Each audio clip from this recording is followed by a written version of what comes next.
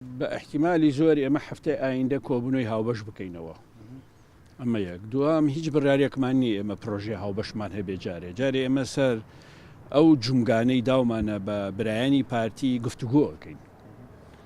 دوای ئەوەی دڵنیا بین لەوەی داخوازیەکان بە پێی پێویستیەکانی خەڵک و چارەسەری کۆی کێشە سیاسیەکانی هێزە سیاسیەکانی کوردستان بەرەو چارەسەر ئەڕوا و لەگەڵ بەغا و لەگەڵ بەشەکانی کوردستان کارەکە بە تەندروستی ئەڕوا بێگومان دوای ئەوە ئێمە مەکتەبی سیاسی و پاشان سەرکردایەتی یەکێتی دانیشتن بڕیارە دەین.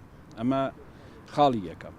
خاڵی دووەم ئێمە هیچ ڕێککەوتنێکمان نەکردووە تا ئێستا، هیچ ڕێککەوتنێکمان نەکردووە، تەنها تەتەڵەی ئەو تایتڵانەمان کردو کە ئێمە بەس تایتڵەکانمان داوە بە برایانی پارتی و حەقی خۆیانە پارتی بزانە نەخشە ڕێگای تازەی یەکێتی نیشتیمانی کوردستان چییە بۆ ئەوەی ئەوان ئامادە بن بۆ وەڵام و مشت و ماڵ.